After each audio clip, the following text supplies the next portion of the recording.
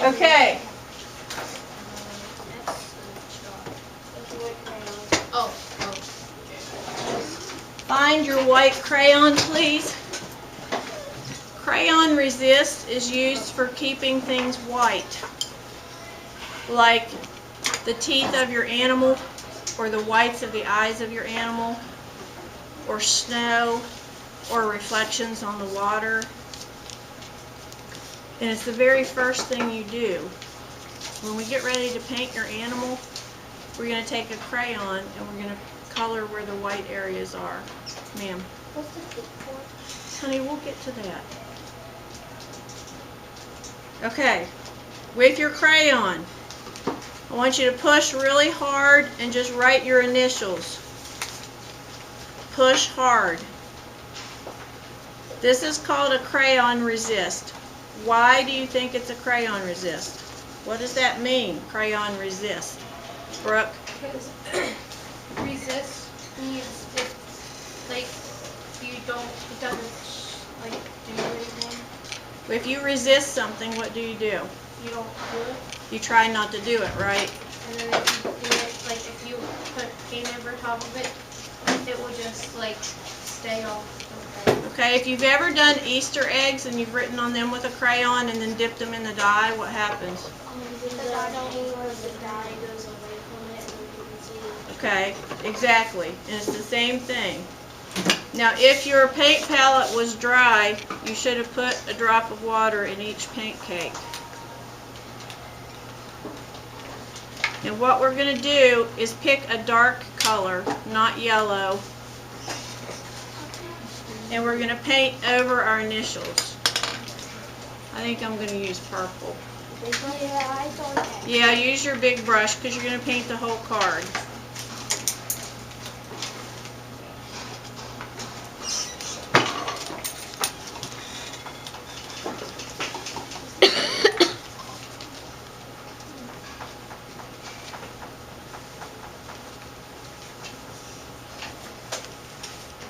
And as you can see,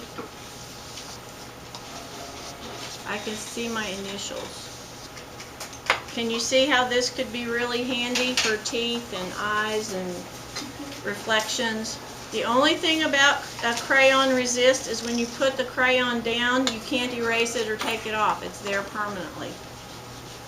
So before you put it down, you need to know that that's exactly what you want before you put it there. And the cool thing about my name is it works upside down too.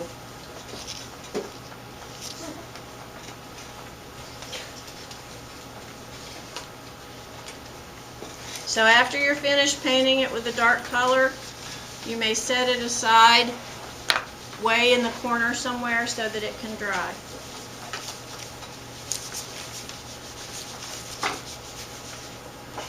Now what if I want to keep an area dry in white, but eventually I want to go back and paint something in it? I can't use a crayon because crayons stay there forever. That's when we use masking. So your next card will be masking. Find it, please. Masking is used for the same thing, except it's temporary. If I want to block out a certain section and save it, and then go back and paint it in later, then I would use masking. And this is where the tape comes in. Every one of you should have a piece of masking tape somewhere on one of the corners of your desk. Even if it's under the newspaper, it should be there. It should be about that long.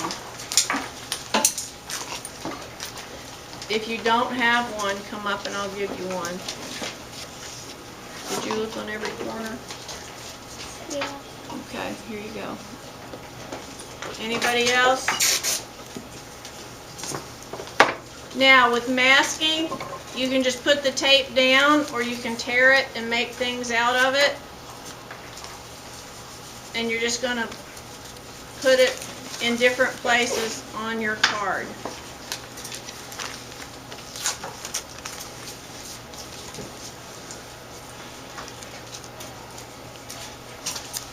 And the one thing about masking is you need to make sure that the edges are down, like the edges along here, that they're pushed down so that the water can't seep up under them. So you sort of need to rub the edges down of your tape.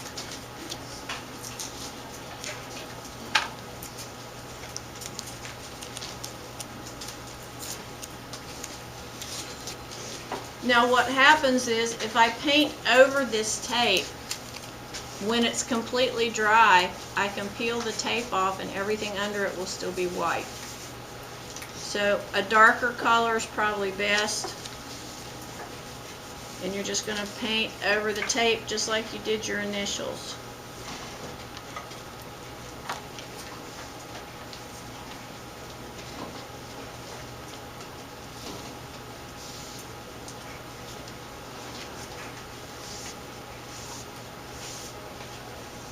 Remember not to leave your brushes in the water. And you're going to set this aside to dry.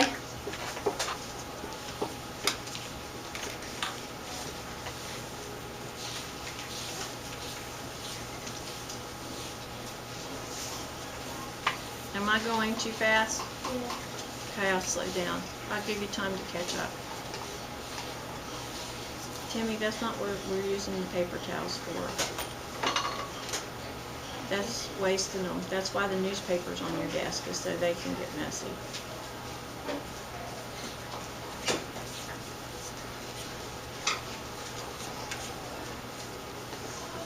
Why am I showing you these techniques? Brooklyn. So you know how to use them in your painting. So you know how to use them when you're painting your animal. As we go through these, I want you to try to picture how you would use them if you were going to paint your animal. And you are going to have to use at least 4 of them when you paint your animal. I'm showing you 8, and you have to use at least 4. So if you have white areas, you could use crayon, or you could use masking tape. Everybody's going to use wet on wet for the background. Wet on dry, you'll use for sure. That's 3 right there. Toweling. Have you ever looked at a paper towel? It has texture to it. Do you know what I mean by that? There's little dips and wrinkles in it. Let me see. Oh, that's too much. Yeah, right through here you can see it, the texture, okay? Toweling is used for a lot of different things. If you put a color down and it's too dark, you can pat it with a paper towel and soak it up and lighten it up while it's still wet. The toweling that I'm going to show you, I hope I'm going to show you. There's a couple of ways you can do toweling. Bless you. I've actually used toweling sometimes for the skin of reptiles, like snakes and frogs and things like that. And sometimes it works and sometimes it doesn't. So what I'm going to do, you can also pull clouds out of a stormy sky. So I think I'm going to use some blue here, and I'm going to make a sky. And if I want it to be stormy, what other color do you think I would do with blue? Purple. Purple.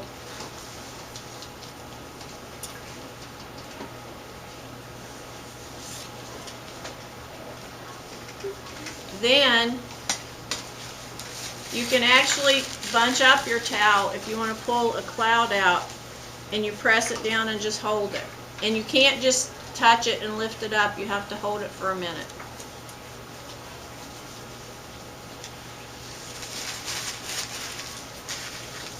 And when you do lift it up, there's a really cool textured cloud. If I wanted snake skin, I would lay the towel down flat and I would gently rub. And I'm going to leave it there for a minute.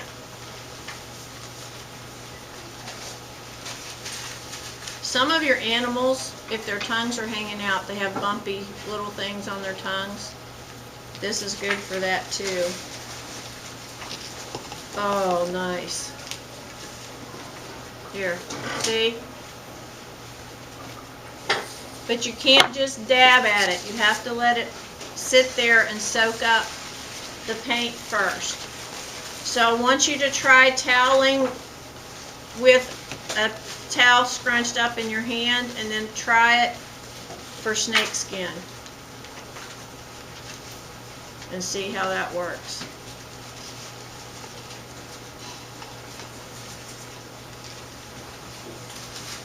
I'm going to come around and see how you're doing.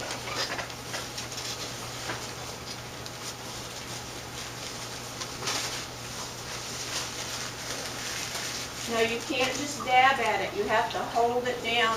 I would count to at least 30 or 40. And you have to do it while it's wet. Yours is starting to dry already. It has to be really wet for it to work. You have to do it there.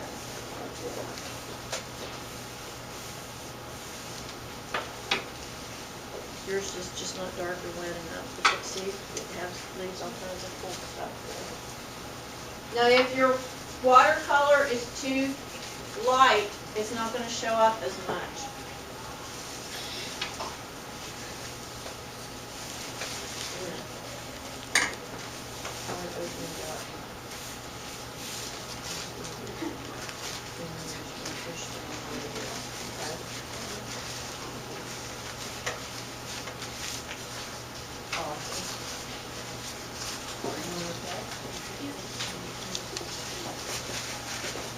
You have to do it while it's wet.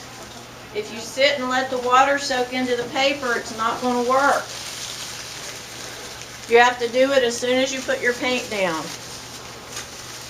If you just sit and look at it, the paint's going to soak into, oh, that's nice. The paint's going to soak into the paper.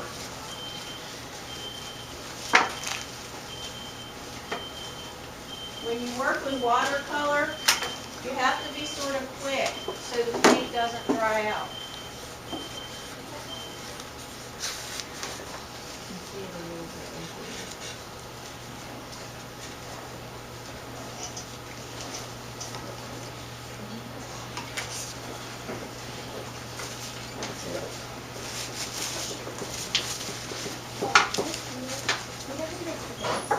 Excuse me? Attendance?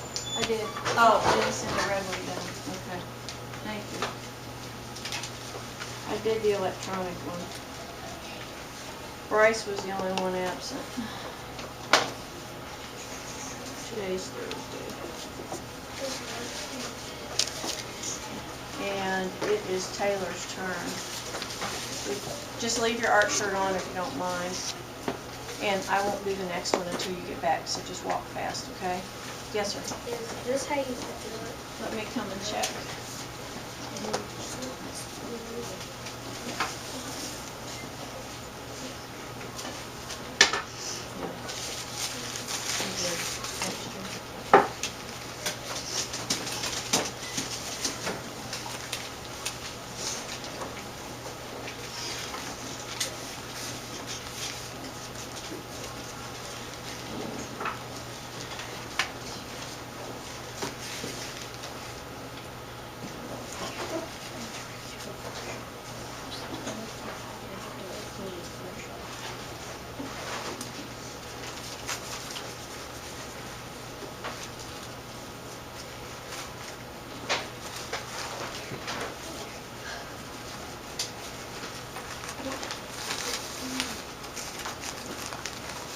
Okay, you may set that one aside to dry.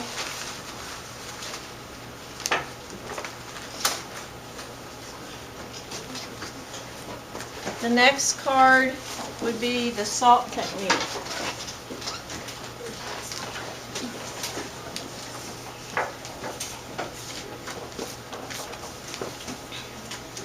Now I want to show you examples first of what the salt technique does. Do you see all that splotchy brown? That's done with the salt technique. It's good for dirt. The dirt around him is done in salt. and you can especially see it right in here. It's good for texture. It's good for dirt. It's good for short fur, like deer fur. I think I also got another idea that what it might actually be good for. What do you think, Donovan? Snow. Actually, you're right. We have used it for snow. You know how snow has like blue shadows or purple shadows when you look at it in pictures? You sprinkle a little salt on there and it makes it look like snow crystals. That's very good. The next example I have is a lizard. Do you see how splotchy? Well, it did work. It's the texture of the skin of the lizard. Okay? Now, so that you can see how this works, don't do anything yet. You're going to paint using a dark color. Yellow doesn't work very well. Let's say you want to do dirt or you want to do deer fur. So I'm just going to stick with brown, I think. Don't do it yet. You're supposed to be watching. I'm going to paint my brown on. And while it's still dripping, soaking wet, I'm going to sprinkle salt on it. Can you see the hard? Yeah. Whoa. Now, you need to listen.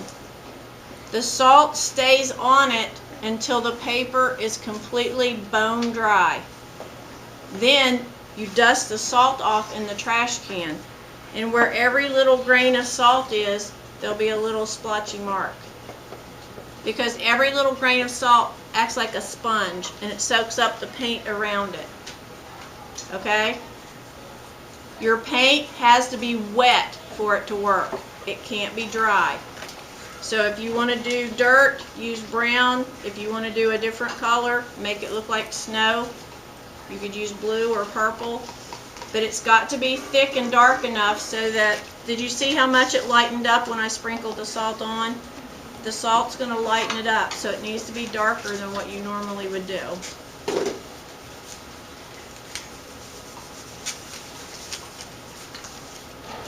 And you need to think about how you could use it in your picture.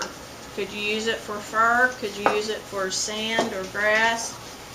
Could you use it for reptile skin? Yes, ma'am. Yellow, only if you mixed it with like brown or orange. Yellow's a hard color to work with a lot of our techniques because it's so light. Remember that the paint has to be wet. And it's not a whole cover of salt. It's just enough salt that your mom would yell at you for salting your mashed potatoes too much. Okay? I don't want a whole coating of salt. I want to be able to see paper in between the salt grains.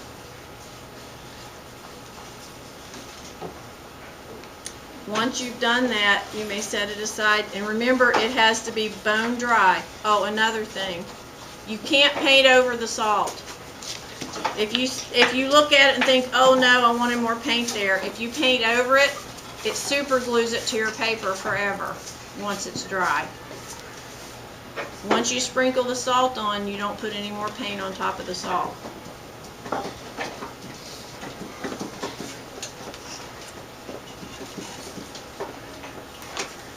And last but not least, or do you need a minute for your salt? Everybody's with me? Okay. Sponge. There should be a sponge in the drawer of your desk. There should be a sponge in the drawer of your desk. Now, the sponges are dry because they haven't ever been used since last year. So the first thing we need to do is get the sponge wet. And I'm going to put it in my water, and I'm going to squeeze all the water that I can back out into the cup. Okay? That makes my sponge soft and easy to work with. And do you remember how we used the newspaper to dry our brush yesterday? Press the sponge against the newspaper in the dry spots to get a lot of the water out of it.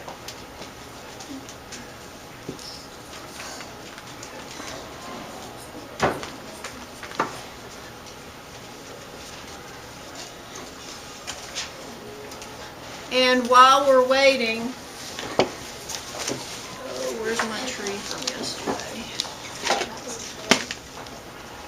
Do what?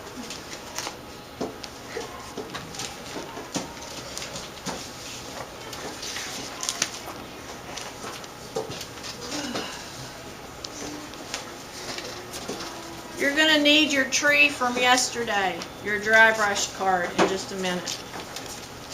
So, while you're waiting for everybody to catch up and while you're getting your sponge dry, find your tree card, the one where we did the tree and we put grass on it.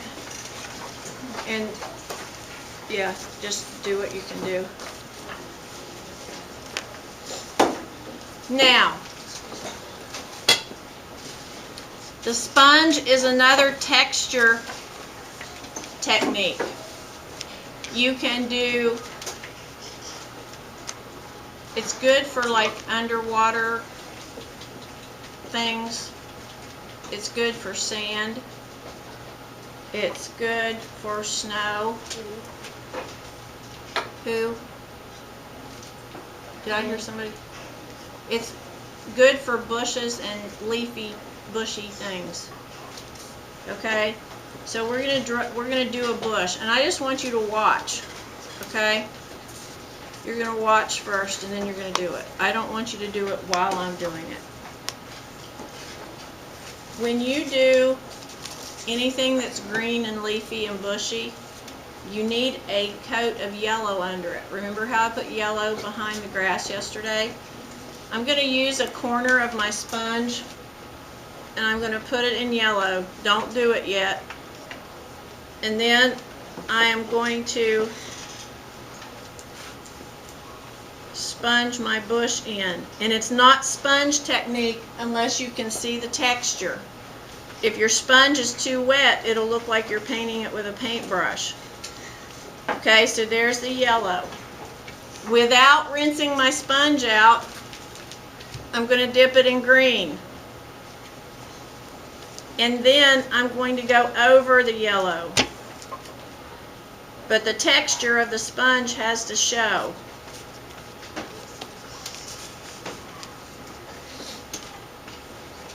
Do you see what I mean? I'm going to hold it up this way so you can see. If I don't see all the little holes of your sponge, then your sponge is too wet. So right now on your sponge card, I want you to sponge a bush.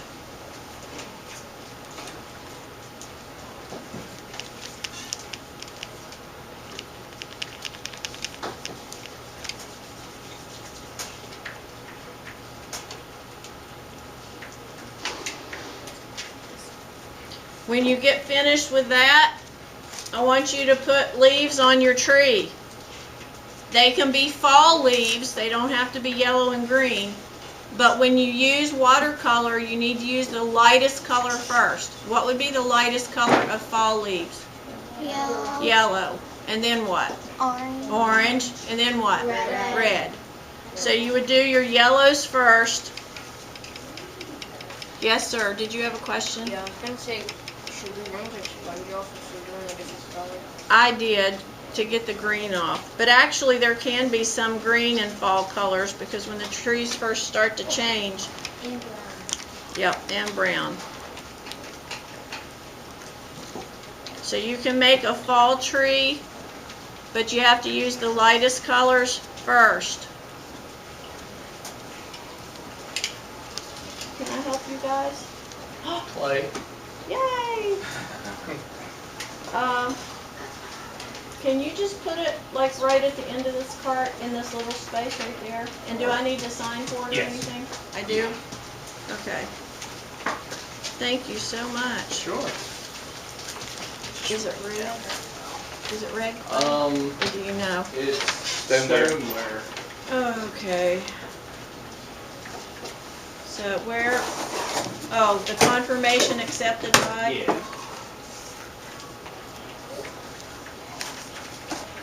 I asked for red. It's not what I asked for, but I'll take it.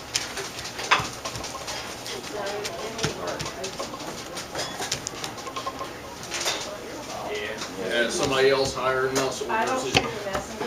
Yeah. Thank you. They are heavy, aren't they? Yeah. Somewhere. All right. Thank you so much. Thank you.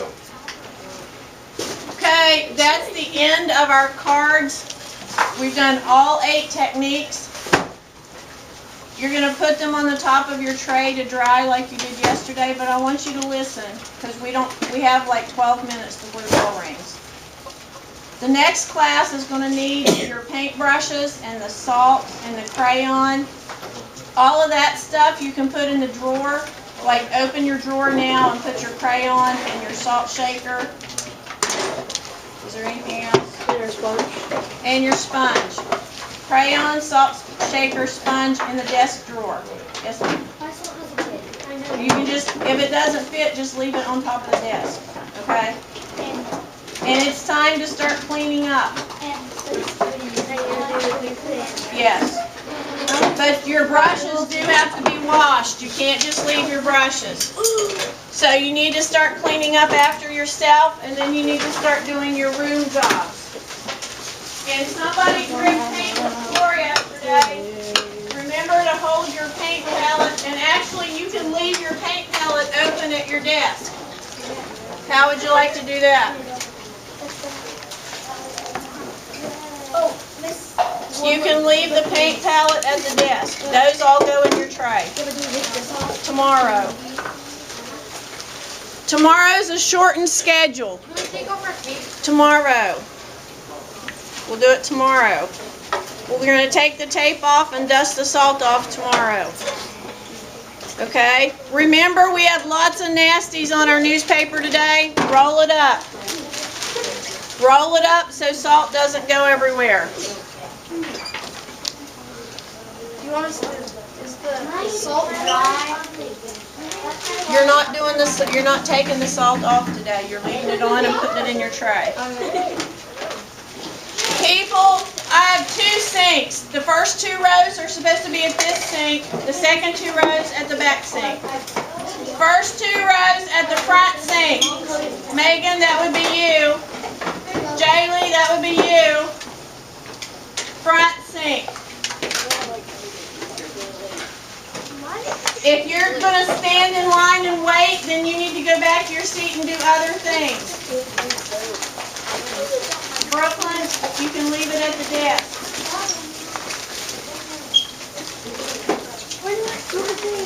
And if you want to be a big help, you can put clean newspaper down for my next class.